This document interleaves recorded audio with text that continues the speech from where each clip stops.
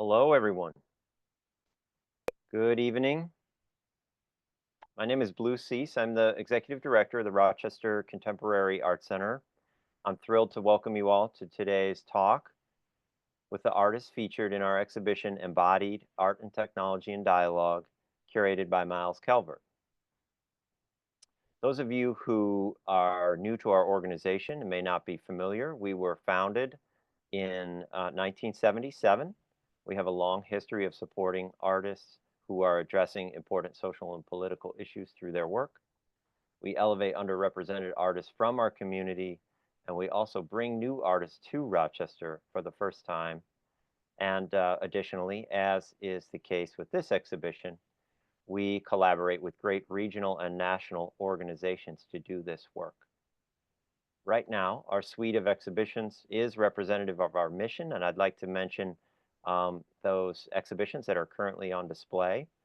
In addition to Embodied, those programs include We Done It, a small exhibition of paintings by Rochester-based painter Stephen Peet, Explore Rochester at 10, a terrific selection of 500 photographs taken by 500 different artists throughout the Rochester region. It's a wonderful, a feel-good celebration of the Rochester region. And we will have a panel discussion for that exhibition on April 4th, where we will delve into some of the changes and the, I would say, a dark cloud hanging over Instagram over the last 10 years, changes over the last 10 years, leading to the current complex moment for social media. And our public art installation, I'd like to mention that. The current project is called Past Tense by Nova, and it brings collage, not usually an outdoor public art medium, to a larger scale and makes it available 24/7. Forthcoming, many of you may know about our annual summer fundraiser, 6x6, which features thousands of artworks from around the globe. Entries are currently arriving from all around the US and our immediate community here in Rochester. Entries are due for this annual project. They're due April 12th, and I hope everyone attending today will make an artwork and participate in this really cool, immersive fundraising exhibition. You'll be supporting all that we do here at ROCO. And I have also the pleasure and the honor to share a couple of really important thank yous. None of this work would be possible without a small but mighty, as they say, dedicated team here at ROCO. Alyssa and Jess especially are administering this Zoom call today. And I really just can't say enough. I'm incredibly grateful for their hard work in organizing and promoting all of our exhibitions and programs. I really also want to acknowledge and thank our extended team of volunteers. Many help promote, staff our front desk, greet our visitors, and also install exhibitions. And that team includes Jeffrey, Regan, Kate, Christina, Chris, Emily Gammon, Salem, Jean, and Emily Cook. Thank you all so much for your work here at ROCO. I invite all of you on the call today to learn more about our current and our future programs on our website, rochestercontemporary.org. All of our programs here at ROCO are supported by the New York State Council on the Arts, Monroe County, the Farish Foundation, Ann Havens, Richard and Vicki Schwartz, and members like many of you. We have about 1,000 members here who make an annual contribution to support our programs and enable all of our events like today. Just a couple of additional notes. Closed captioning is available, as you can see in the chat. If you have any challenges enabling that, just ask and we will help. And please utilize the chat for any questions during the talk and the presentation. We won't get to them in real time, but we will circle back to them at the end, and I will rejoin Myles and the artists at the tail end of the program to help serve up a few questions and possibly ask a couple of my own.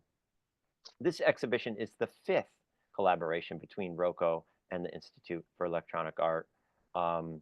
and all of the artists featured in the exhibition are future or previous residents at IEA. IEA is a high technology research studio facility within the School of Art and Design at Alfred University, about an hour and a half from Rochester. And the IEA encourages and supports projects that involve interactive multimedia systems, experimental sonic and video production, digital imaging, and different publications as well. The IEA's director and the curator of this exhibition is Myles Calvert. Myles was born in Collingwood, Ontario, attended the University of Guelph with a focus on printmaking before traveling to London, where he completed an MA in printmaking at Camberwell College of Art. Myles has a long and distinguished exhibition history, which I will not get into today. He's a terrific artist. I'm a big fan of Myles' work. But I'm also pleased to say that Myles has participated in a number of our exhibitions here at ROCO and is really just getting started as the director of the Institute for Electronic Art and has been doing a terrific job and really curated a thoughtful and an exhibition that we are absolutely proud to host. So thank you, Myles, for your curatorial and organizational work, bringing this exhibition to ROCO. Welcome. Please take the mic.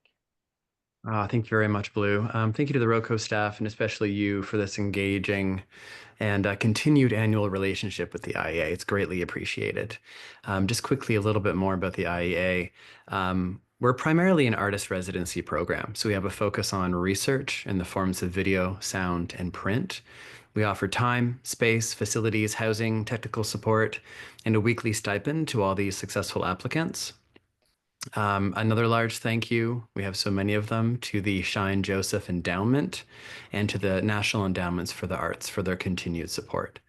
So I'm very pleased to be showcasing two IEA alumni, Zorica Čolić and Slinko, and one incoming artist in residence for the fall, Stephanie Sutton.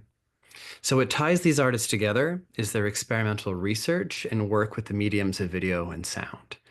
More specifically, the realm of time-based electronic media. Each artist, in their own unique way, examines the body as a vessel of memory, change, and narrative, using it as a metaphor to delve into broader themes of the human experience and selfhood. We're invited to reflect on how the body both shapes and is shaped by the passage of time, societal influences, and the complexities of the self.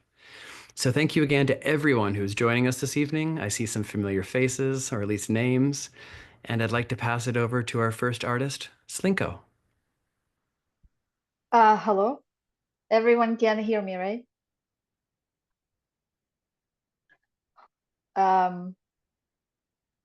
Yeah, we can hear you. Okay, thank you so much, because I don't see anybody. I just want to briefly thank everybody here for coming, and also, of course, the exhibition organizers, curators, and all the institutions involved. My time at IEA was absolutely phenomenal. In 2 weeks, I think it changed my way that I make work, and I'll get to it when the slide comes. But I want to start off with just the first minute of a very short video, because I think to start the subject of body, this work explores part of the body, which is Karl Marx's beard. And I would say it as a monument in ideology, because I come from Ukraine, from after post-Soviet collapse, and I immigrated to the United States in '96. And so let's play the first minute.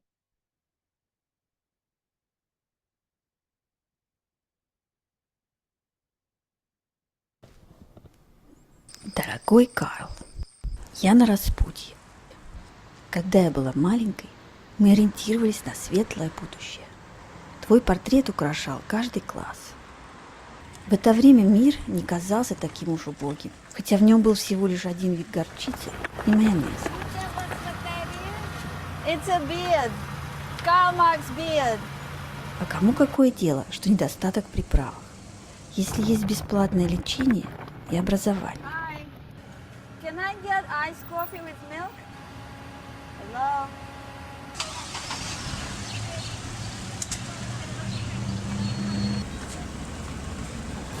for Christ's sake. It's a face. Is that a man with a mustache? До поры до времени я гордилась Советским Союзом, но огромная железная занавесь проржавела насквозь. Okay, that's a good place to stop. I just wanted to explain what you just saw. So the video goes on where I take this beard made of steel wool and I burn it, and the video goes on talking about this sense of looking for ideas of socialism in the American landscape in a very small town in Maine in the United States. And then kind of it ends in this destruction of the object. And I think for me, it was still like kind of, I think the video was finished in 2012. And for me, it was kind of the still coming to the US was not new, but still adapting myself to a different way of thinking, relational thinking, different social relations. So that was kind of interesting way to enter it through a body part of a monument that actually is located in Germany, in former East of Germany in Chemnitz, but was created by a Ukrainian sculptor and gifted to the Germans. So can we move to the next slide? And then this, we're gonna, actually you could, it's fine. I'm gonna just talk about this briefly. So this one, this piece is continuing exploration. I was continuing exploration of bodies and abstraction, because for me, it's very important to resist abstraction, especially when it takes place or it impacts or it contextualizing or using a body.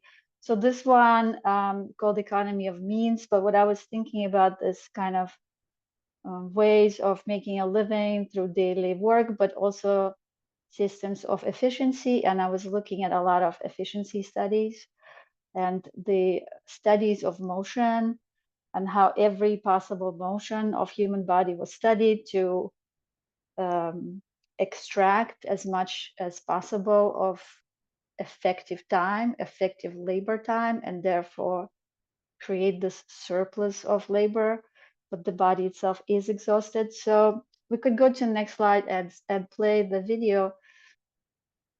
So that installation installation shot you saw is playing this video that is basically, there's two performers that are blurred out, but only partially blurred out. So the body appears as this, not an afterthought, but this ghostly shadowy image of itself while they're moving these breads to construct the symbols of the economic mass. So this is a division sign, and then there's plus, minus, and then the video develops into kind of layering on itself in this logic of extraction. But in the video, it kind of takes on the logic of overlapping and increasing the value of the image.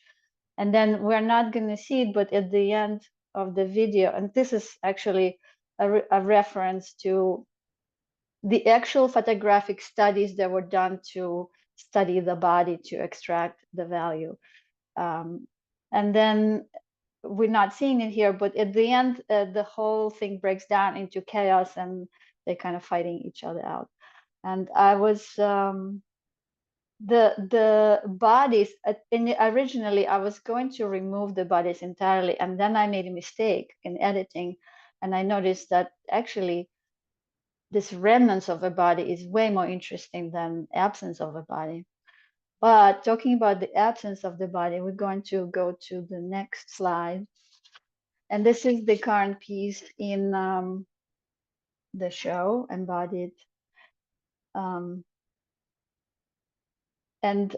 I would like to just kind of maybe read a little bit, because it has a lot of thought behind it, even though it's a kind of like a silly video. So this piece is styled "Get close, closer, closest to the bone." And the background you need to know is that I was thinking about rubble a lot, and I was thinking about small screens. And that's because as the war on Ukraine began, it takes the impact of the war from where I'm from is Donbass. It has been known for at least 8 years before the second invasion. But at this point, it got even closer to the actual sites where my family was living at the time. And so this kind of uncomfortable feeling of thinking, okay, if there's a destruction, what this place is going to look like. And actually, the destruction did take place, and the place is completely annihilated. So the witnessing of the war on the small screen and the thinking of the rubble and the body under the rubble and whether it's alive or not, or whether it's completely annihilated, that was the question. And when I thought about this piece, we could go to the next slide and just play the video. So this is the piece I made at the Institute for Electronic Arts because I was thinking about two ideas of intimacy, how I experienced this war at the distance. So the first comes from Jane Hirschfield's poem called My Skeleton, where she addresses her skeleton as a structure, as a separate being inside of herself. And she says, when I danced, you danced. When you broke, I. And so it was lying down, walking, climbing the staring stairs, your jaws, my bread. There's like an interesting connection to the previous piece was bread. I wanted to reanimate the rubble with my own body, and I thought about the body as a site of war and also the site where the possibility of resistance must take place. And the second idea comes from the ability of military drone pilots to see their targets up close while being really far away. And this condition can be described as remote intimacy. And for me, it really rhymed with my experience of watching my own home being destroyed on my own iPhone screen. So using the motion capture at IEA, I recorded the basic data. But then what's interesting for me was thinking about missing in action, thinking about the fog of war, thinking about these technologies of obscuring the human body and how for us to see the effects and for this video to exist, you still need to visualize the body. So the data then becomes processed through digits, numbers, limbs, and actual skeleton. There's an actual architectural skeleton within the software. So then I attached pieces of digital rubble to articulate joints of the different like arms, legs, and so forth. And I found that the body actually contains, when we delete the body, we also delete certain kinds of knowledges that are embodied within. Let's go to the next slide. So, and going, like the 3 years of my life in the past 3 years is obviously connected to the war. And so when I was in Canada last year, I participated in a narrative research, which I'm still a part of. And it talking about the embodied experience of war, it looks and it interviews, this is a specific research, it's called the narrative inquiry research. So there's a connection between storytelling or telling of your experience and the research that is not quantifiable, but qualifiable. So the story becomes this narrative arc of the research about refugee experience. This is specifically focused on mothers leaving Ukraine and going to Canada. And this video is going to have a little bit more articulated soundtrack, but I don't think it will ever have spoken words because the video itself is going to be a portrait of the narrative research inquiry to try to articulate that place of empathy where you can feel the effects almost in your body of these stories. So I think the best would be to just play the video, and maybe I would like to just caution, you gotta turn it up a bit higher in sound, but there will be one point where it might be a little too loud. But there's a sound there. All right, and there's a lot of reading on screen just beforehand. So we should go to the next slide and start it.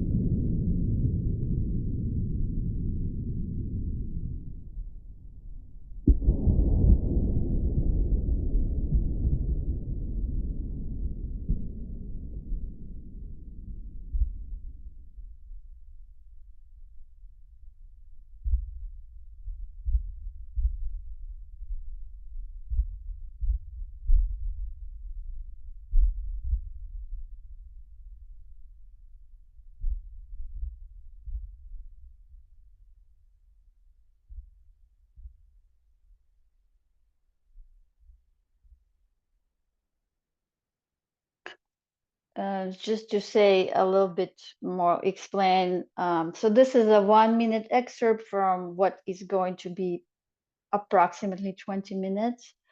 And there are 5 subjects that are anonymous and they have to be protected. And there's 5 researchers, and I'm one of the researchers who is also recording or creating this video portrait of the project. And I guess I wanted to finish by saying that I just kind of thought about the ideas of, there is a very important, young but important, among many other young and important thinkers in Ukraine, Asa Badzieva, and she developed this concept of labor of witnessing. And I think when you engage in that kind of labor, even secondhand, which is in my case, it is secondhand witnessing. Your body still takes a kind of participation that takes a toll on it, basically. And I think that is where the solidarity with other bodies, for example, the bodies of Gaza, can take place.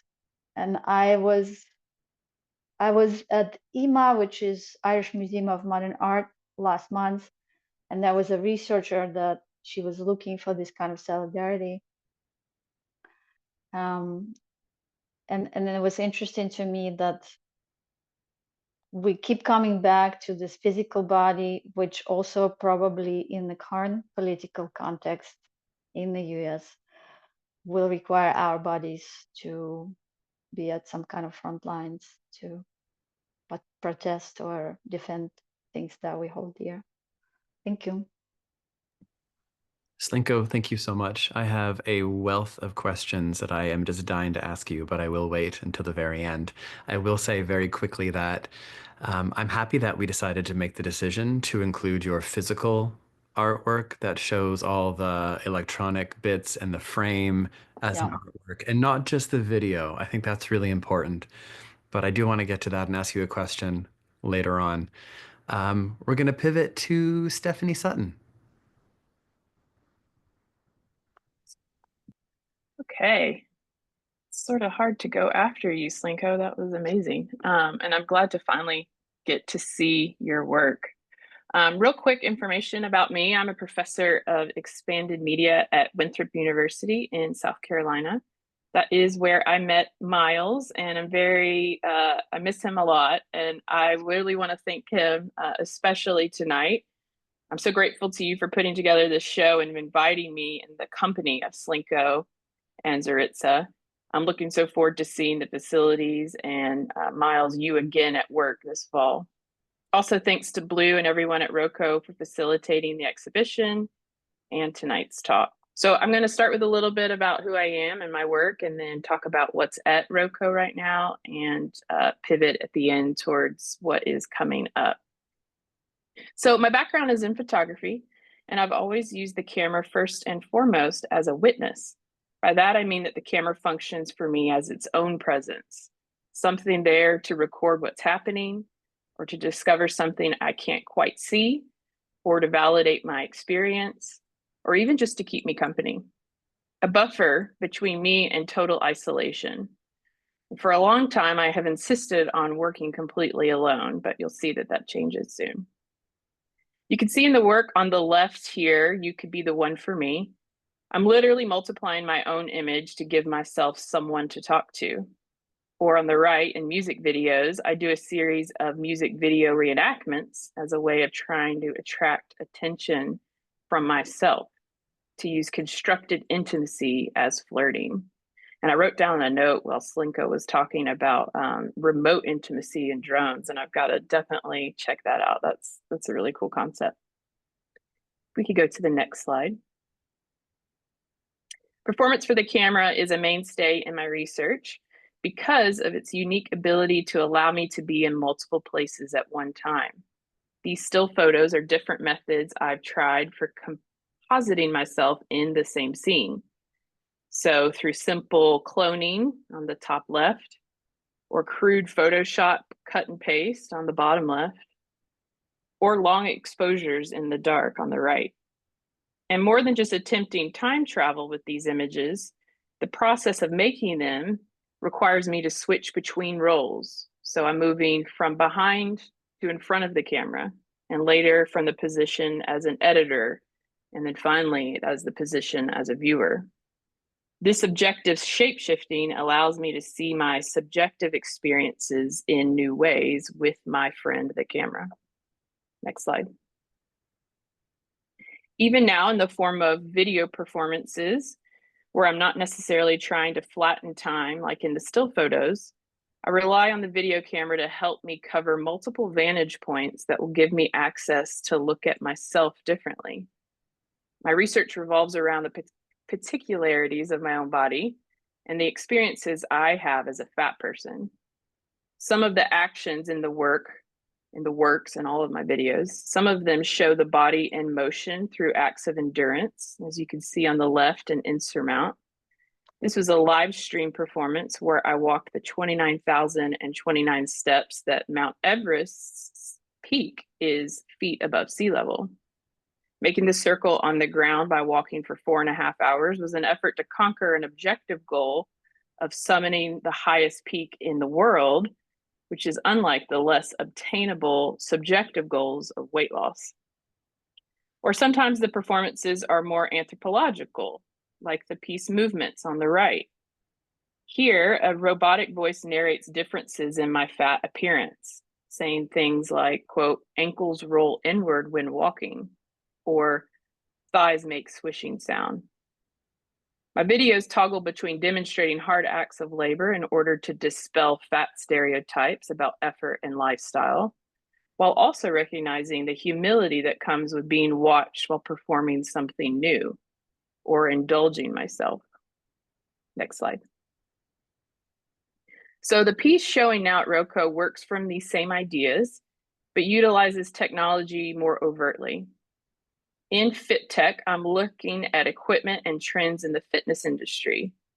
That's things like ice baths, vibration pads, and sweat-inducing suits.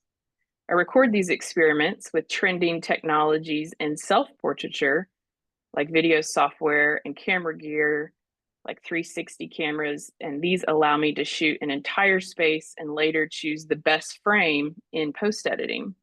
Before now, everything had to be sort of decided and positioned and composed before I have to get in front of the camera. But with the 360 camera, I'm able to now just have that witness in the space.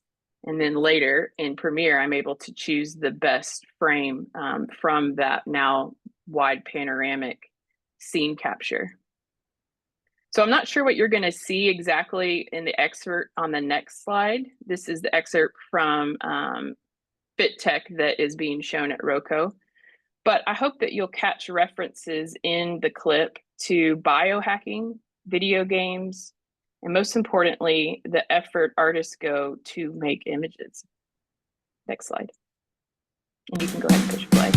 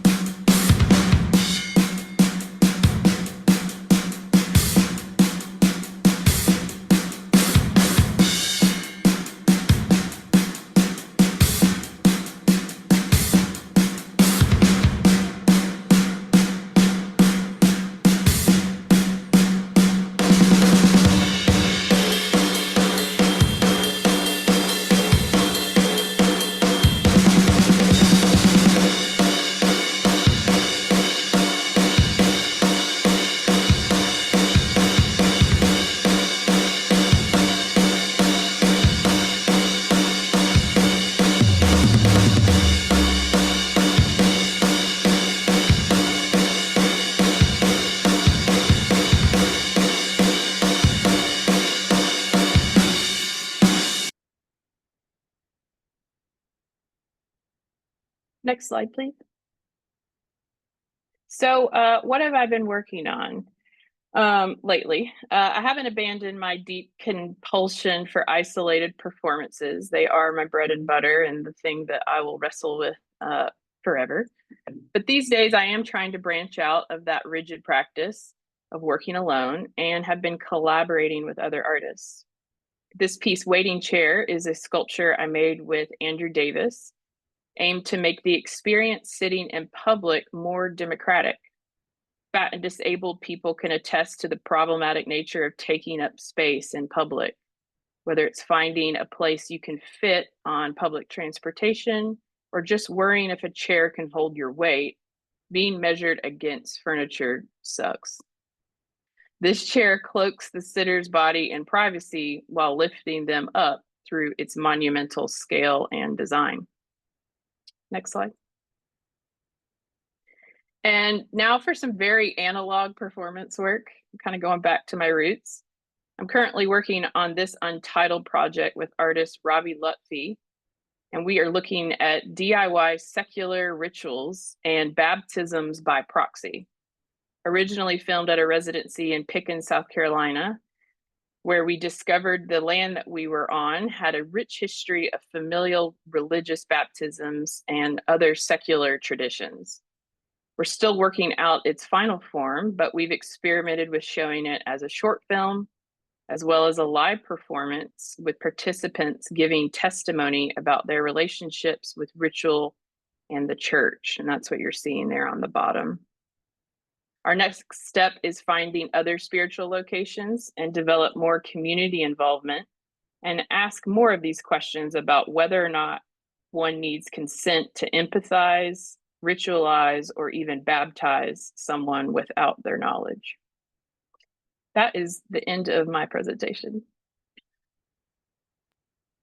Thank you, Stephanie. Whoa, South Carolina flashbacks. The most recent one there in 2024. That's new to me. I've got questions.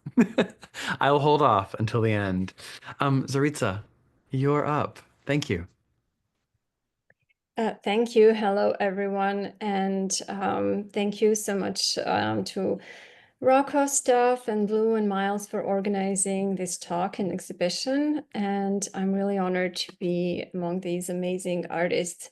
So a little bit about myself. I am currently based in New York City.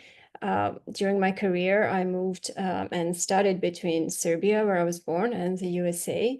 I completed my BFA in Serbia, then master's at Alfred University, actually at Electronic Integrated Arts. Then moved back to Belgrade, did doctoral studies in art theory there, before moving to New York City again. And since then, I've been here. So these very different environments made me aware of the influence the ideology, politics, culture, and media have on our bodies and on our view of the body. And especially since I moved to New York, this expanded to notions of health.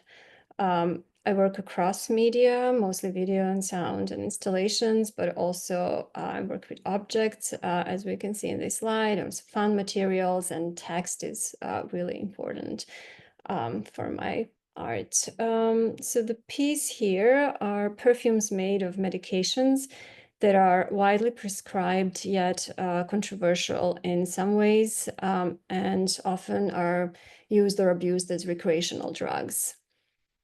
From left is a perfume called Happy, made of Xanax, then Allure, made of Viagra, and Wicked, made of OxyContin. I started this piece around 2019, and it's ongoing. I think it became more obvious with OxyContin crisis, all the implications of politics and economy on prescriptions. But besides that particular medication, of course, the others are controversial as well. Xanax, for example, is most widely prescribed anxiolytic, but the prescription is based on certain diagnostic manual of disorders that grows a lot every year. And it's been revealed that creators of this manual had financial ties to pharmaceutical companies. Also, it's been falsely advertised. Apparently, it's very popular among teenagers, while it's highly addictive. So the text that accompanies these perfumes is a combination of the research that I've done, and sometimes my own experiences and other people's experiences. And the title for each perfume is taken from the actual name of the perfumes that exist, and kind of relate to a certain emotion that is kind of tied to also the effect of the medication. And it's a kind of a comment how in capitalism everything gets easily commodified, even something as intangible as emotions. We can move on to next slide. This is a still from the video that I'm showing at Rocco, titled Cutaneous Vision, and it's entirely made of found images collected from the internet. They all relate to some notion of body transformation, a lot of different bodily attachments, enhancements, silicone models for medical or cosmetic practice. And I was just fascinated by the amount of these different pieces, and just the materiality of it, and also how it shows a view of the body as a blank canvas, a body that we can reconstruct endlessly according to our desires, as I stated in the video, although I also question if it's our desire or someone else's. So maybe we can move on to the next slide to show an excerpt from the video.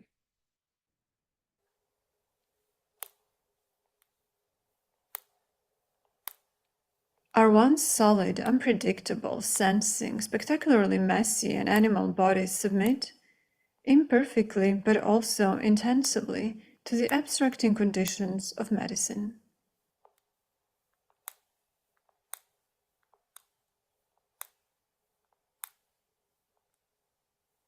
It is already underway the moment the body has had enough of organs and wants to slew them off, or loses them.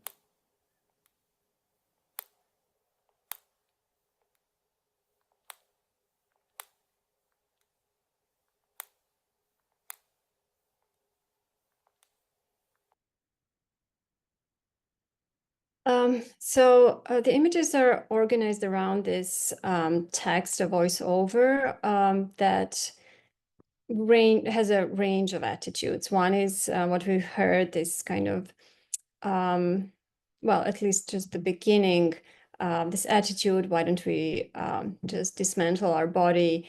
So from indulging in the freedom to transform the body, to critique and exposure of, again, these political economic implications in this supposed freedom. to change. This was made during pandemic, and I was reading Silvia Federici's book, Beyond the Periphery of the Skin, where she talks about the whole history of exploitation of the human body in capitalism, and then also Anne Boya's book, The Undying, her own experiences as a patient with cancer in the United States medical system. And I'm mixing it with Deleuze and Guattari's Body Without Organs text. I like to add humor to my art always as a kind of a twist and relief from these maybe heavy topics. I like to expose different perspectives and kind of not taking a side, but just revealing these different antagonisms that are certainly projected in our bodies. So we can move on to the next slide. These are installation views of the project called The Thing That Enjoys Itself. It's a 3-channel video and sound installation that I developed at a studio at NYU. And maybe we can move on to the next slide to first show an excerpt, and then I can talk about it.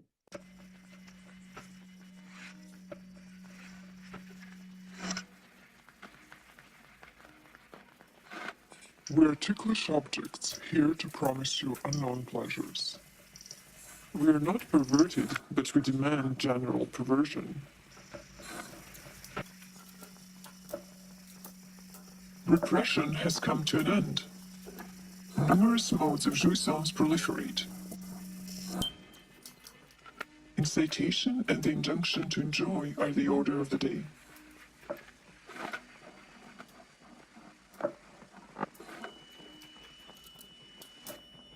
There is less and less space between demand and fulfillment.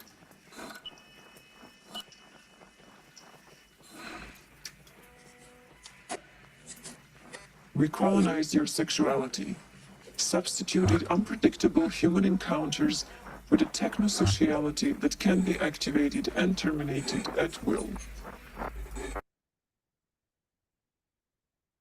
So this is also from found footage. The videos are made of clips, the ads of sex toys.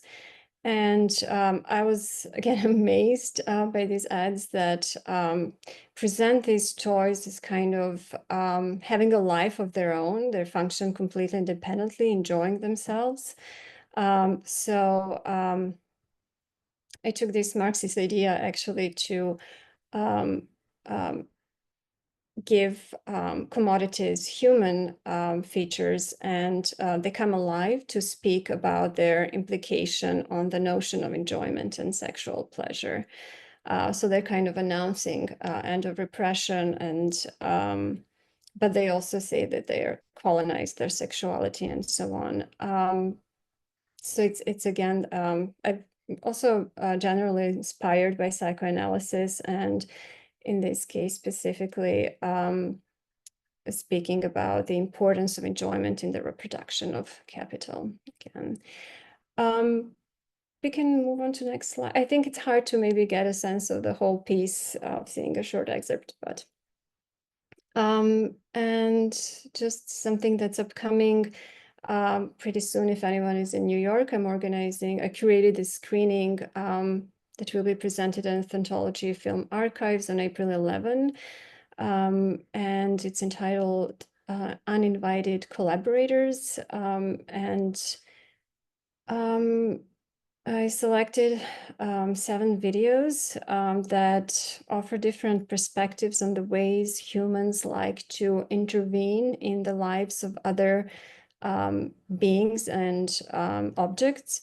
So each video reflects on a different aspect on our shared reality, human and non-human animals, plants, lands, plastics, and commodities, exposing how these relationships are never one-sided, but how we continually influence and transform one another. we can move on to next slide. I will be also having an exhibition in June called Entanglements, for which I'm expanding the piece I showed, the perfumes, and other prints that revolve around pharmaceuticals and our moods. And also this year I'll be developing a new piece within the Harvest Works residency titled A Voice and Nothing More. So this piece focuses on the voice's speech. I'm writing a script that reveals an individual's thought processes that engage in the complexities of interpreting a past event, or what was said and what it meant, leading to a questioning of the accuracy of memory. I want to reflect on the psychological impact of living in these times of increasing surveillance and censorship. So I'm exploring what can be revealed when the voice is disembodied, when it's stripped of its physical context. In other words, when it's just a voice and nothing more. And this is also inspired by another philosopher who also writes about psychoanalysis a lot. The book has the same title, A Voice and Nothing More, so I might change my title. But it's very interesting that, for example, talking about how in Romeo and Juliet, when they're expressing their love on a balcony, when they're just voices, true love can be expressed. But once they know the names, the name pins them in the social structure and the love cannot be expressed anymore. So yeah, these are some new ideas. Thank you.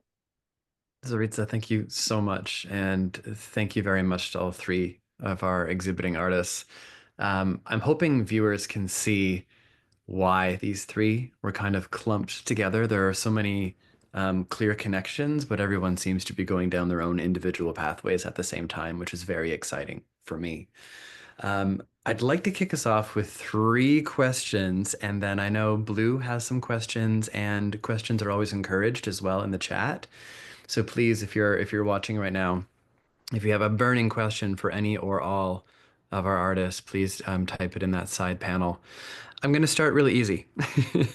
And this is a question essentially for all 3 of you, but all 3 of you, of course, do not have to answer.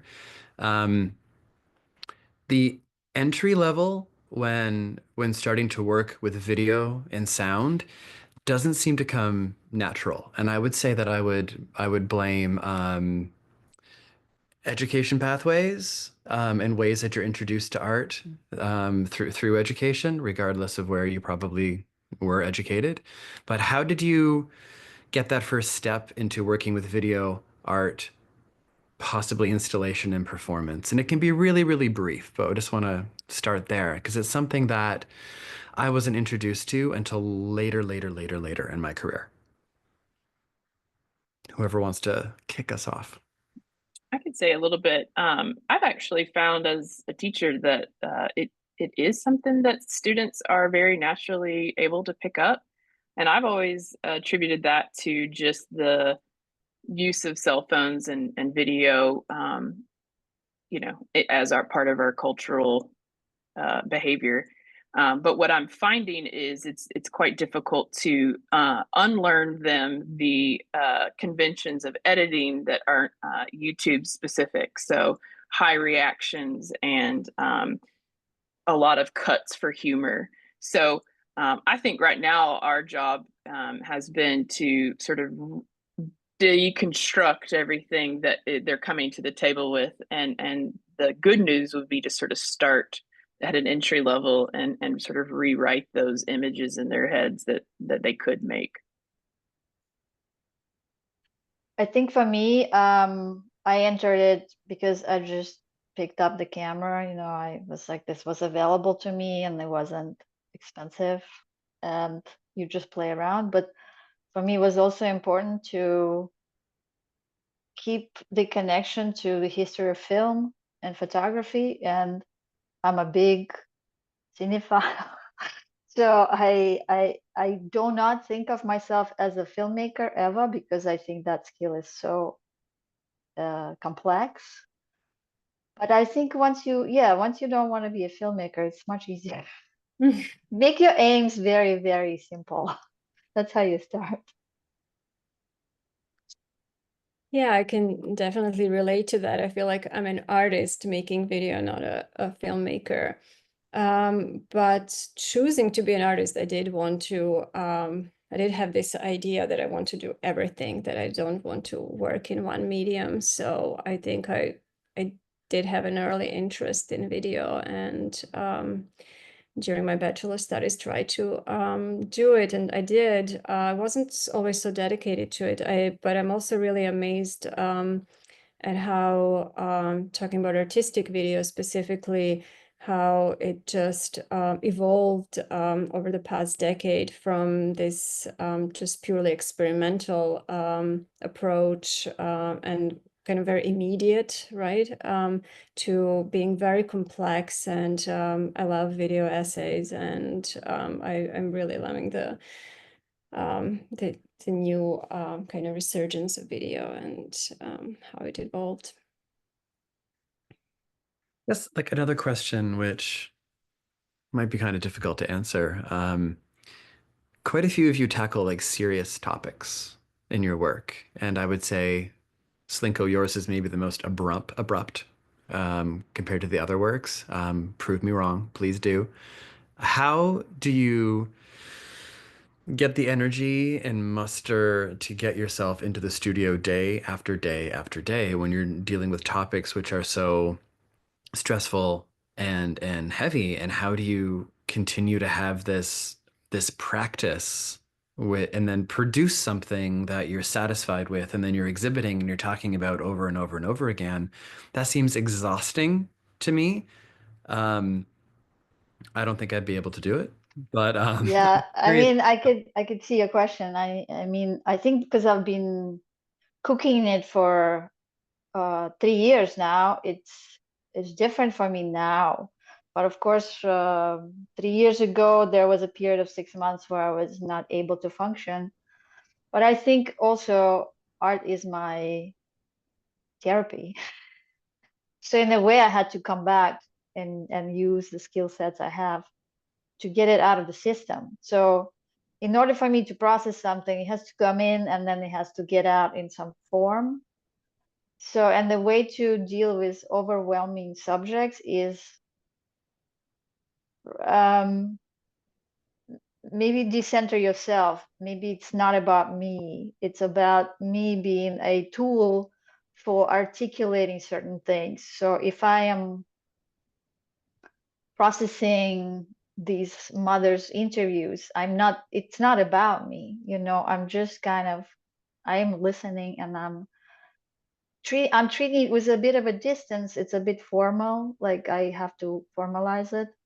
So then decisions become not about solving world problems, but about how do I convey the sense of incoming danger? Okay, that could be just a sound. How do I convey the part of the process where not everyone speaks the same language? So when I can listen to the interviews, the other researchers cannot, and they can only read the text. So therefore the language is out, so it's only text. So these are formal decisions that come from the process and the research. I read a lot of smart people because I do not want that pressure to be smart. I just read other people's work, and then all the ideas I get is from that. It's like field work in the books. I love field work. I like talking to people a lot. In my early or other types of projects, there's a lot of conversations with people and interviews. And recently I've learned one thing: to make good work for me, or to make myself not go crazy with spreading into too many topics, I stay small, I stay specific, and I prefer to be attached to some kind of local thing. So that could be a place, there could be a person, there could be a specific subject. For example, I have too many ideas. That's a problem. not all of them are good, but I have to crystallize, okay, so this story, let's say, is about making honey in bombed out Mariupol. You know what I mean? So that's like something I'm thinking about because I'm connected to someone who is a beekeeper, and his bees were shaking out of their homes during the bombing of Mariupol so hard that they froze. And so now he's repopulating them. And the question I had to him was very specific. It was like, do you think bees can? So I asked, like, how do they make honey? And he said, okay, well, they just collect stuff that's like fuzzy, essentially. And I said, do you think they can make like burned things? Like, can the honey be black? Like, can the honey be made of soot? And we kind of like thought about it. And he said, well, one time they came from their, pollination efforts, and the honey was like fluorescent green. And he has no idea what they collected. So there's like funny moments in these kind of stories. It's not, it definitely feel hard and gloomy, but person to person can save you, like, because yeah, it's like this fight against abstraction. Thank you. Does anyone else want to jump in on that topic, or is it exhausted?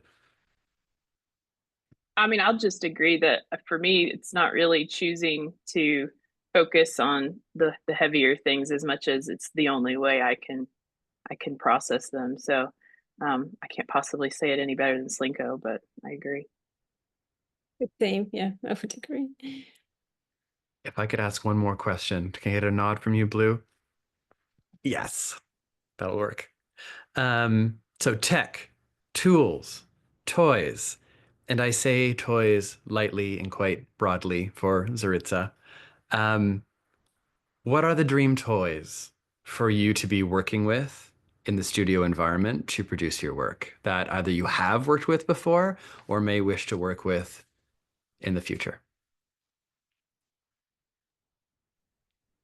I'm so glad you asked this because I hope that in our huge audience of 16 people and the 5 of us, right, that somebody can help me get my hands on a very long lens. I'm hoping to sort of recapture the Stanley Kubrick, Barry Lyndon slow zooms, and I've been trying to do that unsuccessfully for 2 years. And in fact, the images from the residency I showed you guys from Pickens, that was all designed to be shot from quite a distance.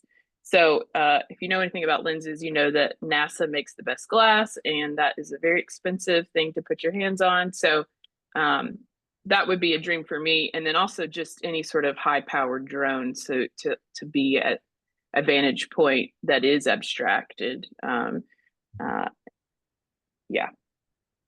That seems like an obtainable goal. It should be. I don't know why this is so hard, but it has been very difficult.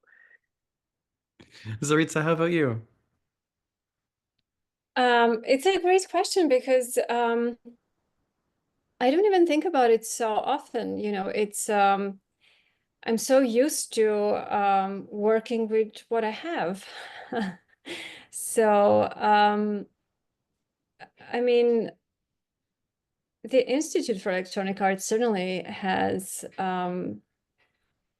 some of those dream tools for anyone wanting to work with video and sound, and I'll have the opportunity. I mean, I guess if I need something, I'll try to find someone who has it or a residency. And currently, I'm really glad that I have this opportunity to develop a sound installation within the Harvestworks residency and work with a technician, because otherwise, yeah, it's just figuring out myself. So I think it's hard once you're out of this academic or university support. As a student, I remember at Alfred also exploring so much, and like, you want 12 projectors, sure, you'll have 12 projections. And it isn't easy even in New York City. I mean, and there aren't that many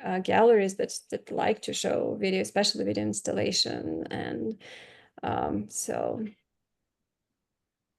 yeah. Slinko, any dream items? Well, I agree with Zorica that the residency at IEA was like the access to these kind of dream tools. And my learning curve was so steep that it was just kind of like broke my brain for a little bit, to work with a touch designer, which is to me, it's completely insane environment. I'm not mathematician inclined or like a programmer, but so I am very much, I think my interest is in the material, in the analog.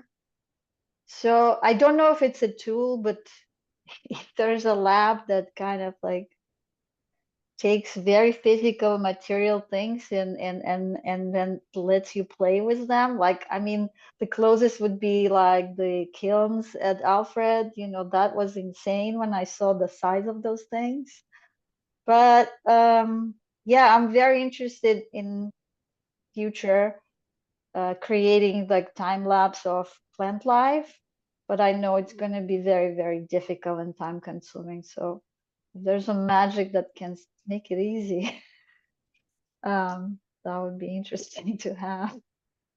That makes a lot of sense, your response, because your some of your other video work that I was looking at and some of the samples that you left us in the archive of you physically building rocks, baguettes, Yeah.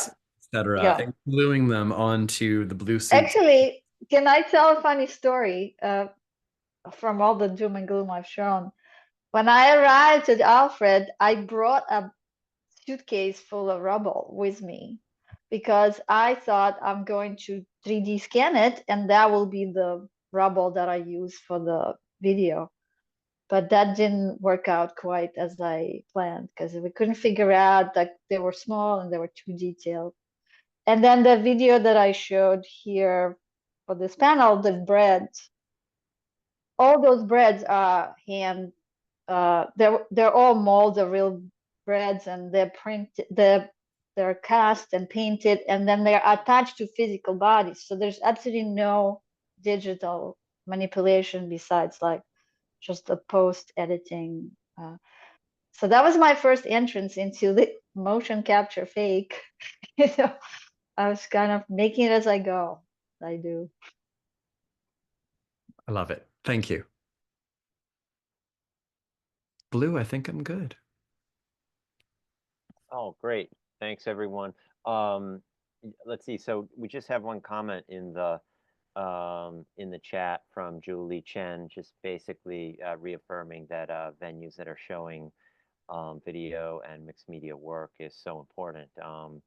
And so, we're going to do our best to keep that work up, and certainly want to celebrate other organizations like IEA and HarvestWorks. I heard HarvestWorks mentioned they do such great work downstate.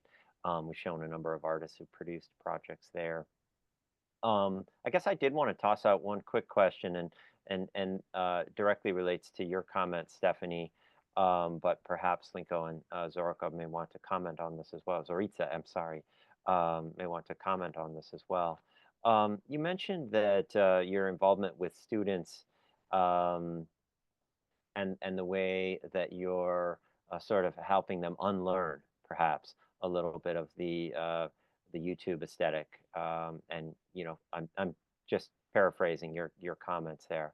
But I wonder if you have anything to say more about that, and if you have anything to say about your soundtrack and or pacing or duration of edits. And I really found that interesting and almost a generational reflection. I wonder if you can add anything else to that. Yeah, certainly. I find myself having to really restrain the use of music in my work because I've so directly confronted it in music videos, and it's become a research sort of passion, and I've written a course about music videos. And so for one, I'm trying to sort of get away a little bit from using a previously original recorded music, right? Just to not lean on it as a crutch. But I do find that I am often giving my students the advice that when they are in a slump for editing, the best way to sort of find the organizational structure to a piece is to just use a song and then just remove the song after you've edited to it, right? So we all understand those beats and rhythms, and they're compelling as music because that is the formula of writing music, right? So that all the hard work has been done for you. And we're just much more reactive and responsive to the emotions of music. It's just a very effective tool for setting the tone, right? But in terms of like using what like you'll hear in Fit Tech, and Blue told me before we went live that sitting in the gallery, he's having to hear this drum beat over and over.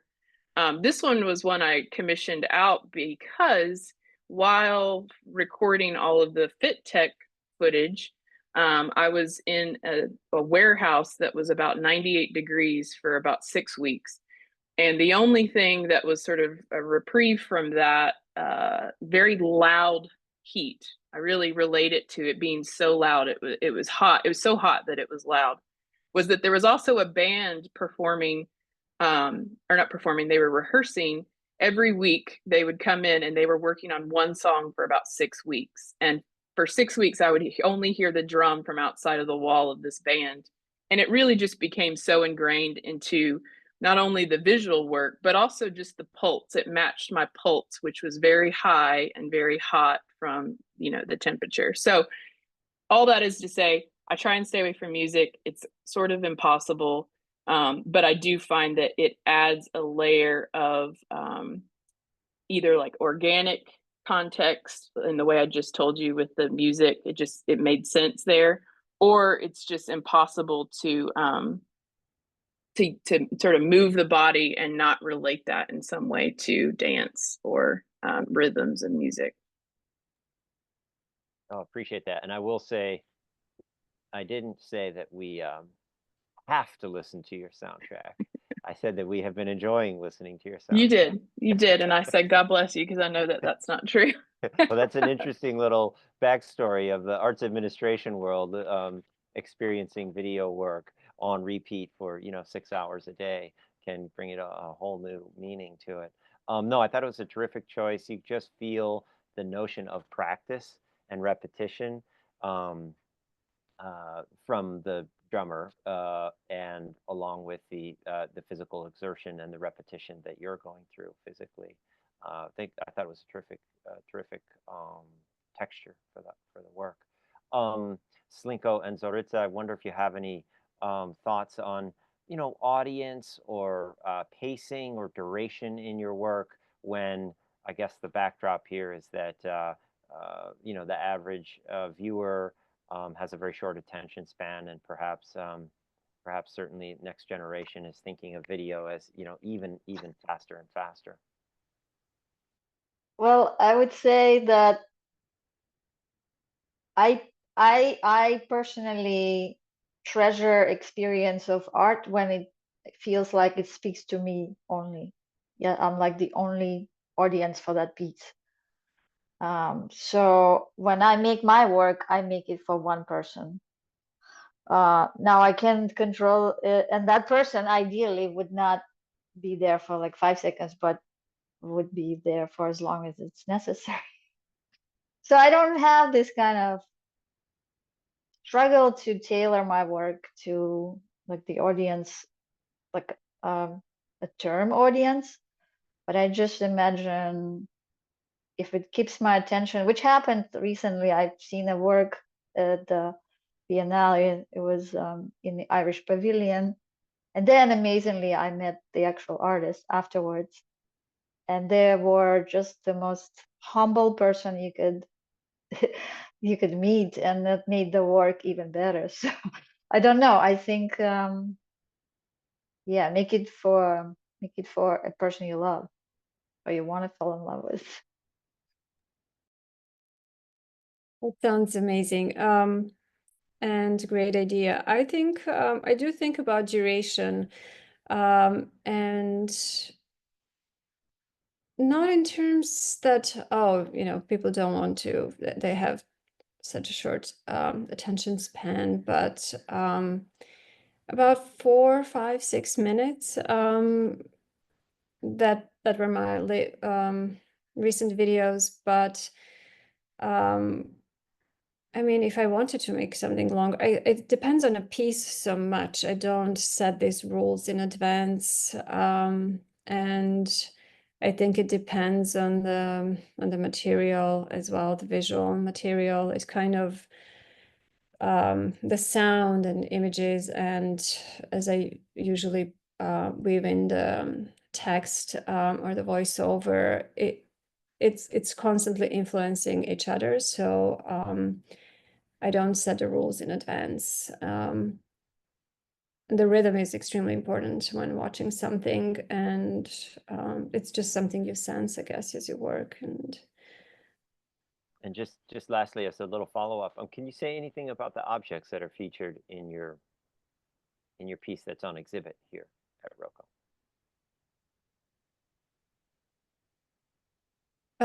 Is that a question for me? Yes. The objects in the video, that is all found online. And it's, I mean, I think when I just started, and it's all from one website that sells all these things, but there are also, there's such an enormous amount of stuff. And it kind of upsets me that there is this enormous amount of stuff, this hyper production. And I first wanted to make a piece about that.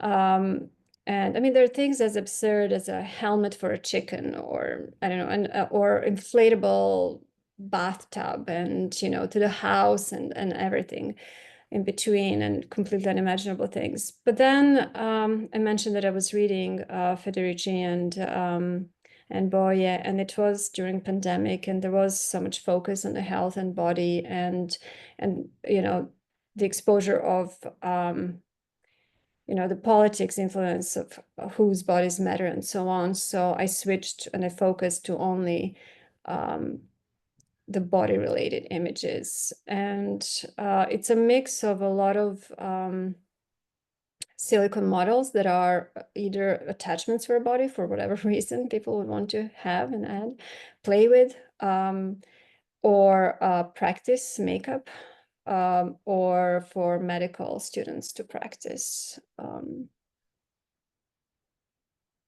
of it just seems absolutely fantastical.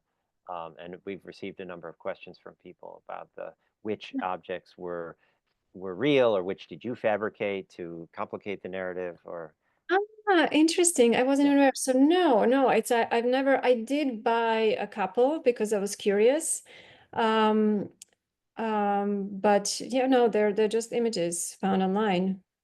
Yeah, it's all someone else's fabrication. I mean, it's yeah, it's pretty fascinating. And then, you know, it's as usual on the internet, once you start looking and all these suggestions you have, I mean, I keep re-editing the piece because, you know, I have like, wow, what is this now? And the same thing is with another excerpt of the video I showed with the sex toys also. There, I choose those that are really not obvious, and they're also incredible creativity there. and someone is asking a follow-up. Michelle, can you read that question? Does all of this movement exist in the sex toy videos online, or do you animate them with the mouth sucking movements, etc.? Yes, so they are already animated like that. So they would be licking pudding or fruits. There are some interactions with hands. Yeah, they're later also either like spitting water, or they're kind of drowning in the water, and just because I think they want to show how they're waterproof, but it's very dramatic and also really interesting. And this is why I choose, because that they all have this kind of very jittery loops, which I tie to this constant desire for more, and kind of never really being satisfied, always wanting more. I caught in these cycles of enjoying, but also not enjoying enough and wanting more. Excellent. Well, do any of you artists have any questions you'd like to pose to the others?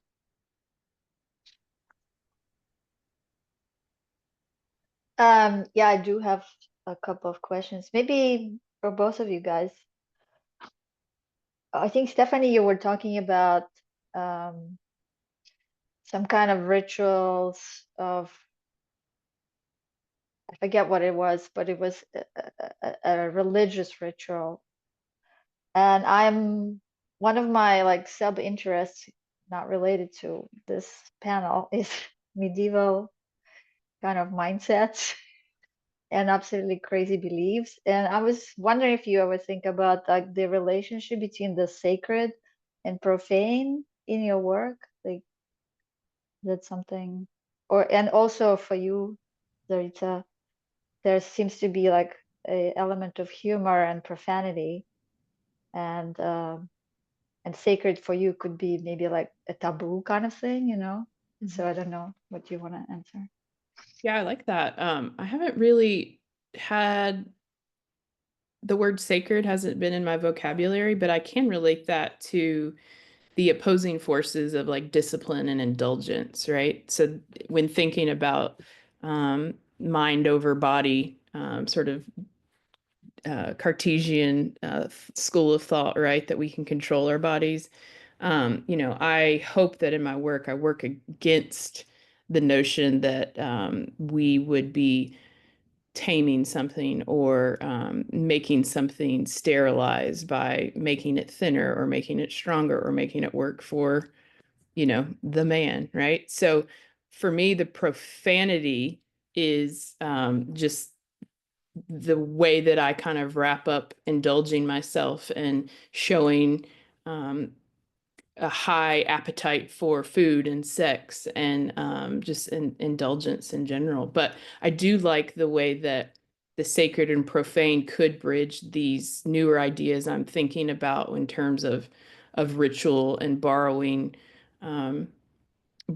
traditions and maybe even value systems like that.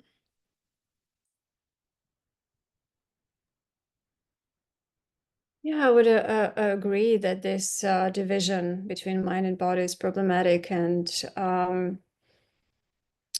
well, I mean, I think I am usually aware of contradictions within everything.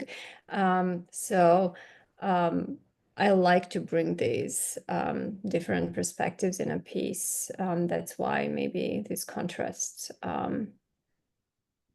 exist. Yeah, it is, yeah, my goal, I guess. And yeah, what you mentioned, taboo, in this case probably wasn't thinking it in those terms at all. It's actually interesting how asexual they are. But sometimes they are. So I mean, yeah, it's again these contradictions coming together, which is my goal. I just had this thought when Blue asked me a question about the objects, and you mentioned that people were asking. So since neither of us was actually in Rochester, I wonder if you could say something about the reception. Absolutely, the opening reception. Or I mean, just yeah, the overall. overall, yeah. Yeah. The opening night was terrific. Those you all probably can appreciate that opening night is not always the best night for video art. Often there are many distractions, and we're running around changing the volume all the time as the room fills up, you know. But it was a terrifically well-attended opening. Myles was here and maybe can speak to that. I think, Myles, you brought a couple students with you. And overall, attendance for these first 2 weeks of the show has been terrific. And a number of people have been drawn into the space by Stephanie's soundtrack for sure. We've noticed that, and I think that's what's caused me to pay attention to it even more so. So the way we have the project installed, for those of you who have not visited the show yet, in fact, Alyssa, is there a way to screen share and show the entrance to the space? We have, two pieces installed on a loop inside, and then we have Slinko's piece installed outside. So that also grabs more visitors and signals to people walking throughout the rest of the gallery and draws them into this quiet, video space. So I don't have a lot of additional feedback from visitors other than those comments that I mentioned to you about the origin of the objects, and that we've noticed that the Stephanie soundtrack is drawing people into the space. But I'm sure we'll have more comments throughout the run of the show.